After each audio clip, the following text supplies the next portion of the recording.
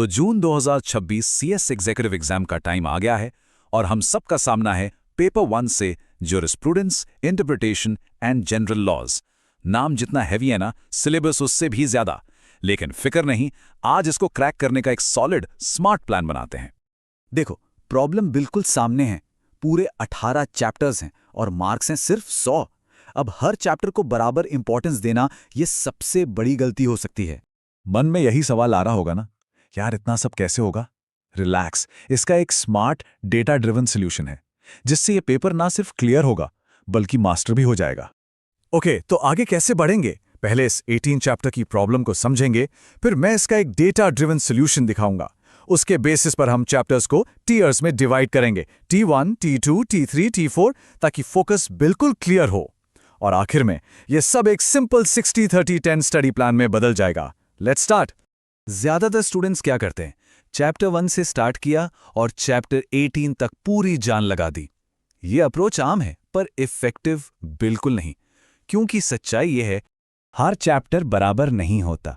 Data हमें साफ साफ बताता है कि कुछ चैप्टर्स एग्जाम में बार बार आते हैं, ज्यादा मार्क्स के लिए आते हैं, जबकि कुछ उतने इंपॉर्टेंट नहीं हैं।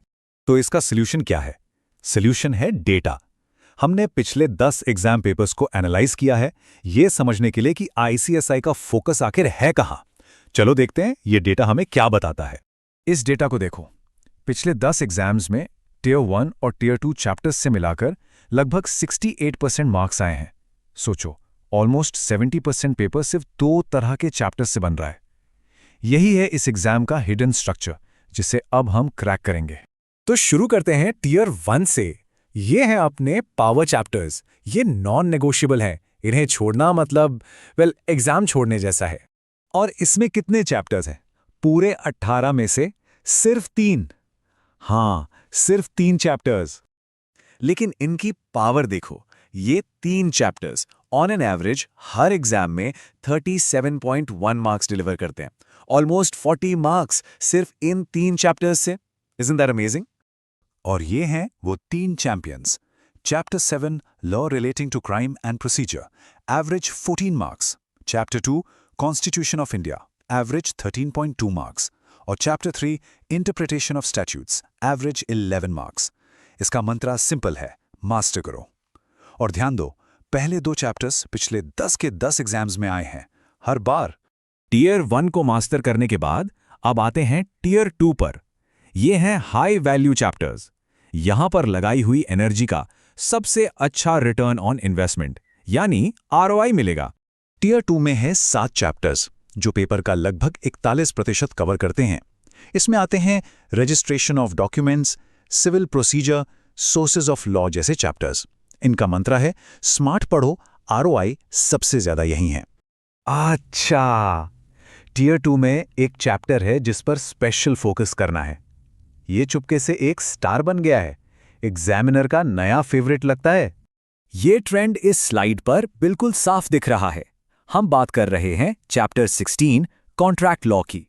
देखो, 2022-23 तक ये चैप्टर मुश्किल से 5-7 मार्क्स का आता था। जून 2024 के बाद से अचानक इसका वेटेज 12 से 15 मार्क्स का हो गया और जून 2025 में तो इसने 20 मार्क्स भी टच किए। इस पर स्पेशल फोकस जरूरी है। इसके साथ ही चैप्टर 11 आर्बिट्रेशन, वो भी एक राइजिंग स्टार है जो अब कंसिस्टेंटली 10-15 मार्क्स दे रहा है। अब आते हैं बचे हुए चैप्टर्स पर। यहां हमें स्ट्रेटेजिक होना पड़ेगा, पूरी एनर्जी वेस्ट करने का कोई पॉइंट नहीं है। तो टियर 3 में 4 चैप्टर्स हैं, जैसे लिमिटेशन और एविडेंस। इनका मंत्र है कवर करो, मतलब एक बार सॉलिड रिवीजन कर लो, दैट्स इनफ। और फिर है टियर 4, इसमें भी 4 चैप्टर्स हैं, जैसे सेल ऑफ गुड्स। इनके लिए मंत्र है टच करो, बस की पॉइंट्स देख लो, ज्यादा टाइम इन्वेस्ट मत करो। तो अब तक के सारे डेटा और एनालिसिस का फाइनल फायदा क्या है? इससे बनता है अपना आखिरी एक्शनेबल स्टडी प्लान, एक सिंपल सा फॉर्मूला। ये है द स्टडी एनर्जी फॉर्मूला, 60-30-10। अपनी पढ़ाई की एनर्जी का 60% लगाओ सिर्फ टियर 1 के उन 3 चैप्टर्स पर। अगले 30% एनर्जी दो टियर 2 के 7 चैप्टर्स पर। और जो बची हुई 10% एनर्जी है ना, उससे टियर 3 और 4 के बाकी 8 चैप्टर्स को स्मार्टली कवर कर लो। Simple and extremely powerful. तो हमेशा याद रखो, CS एग्जाम सिर्फ मेहनत का नहीं, स्मार्ट वर्क का खेल है।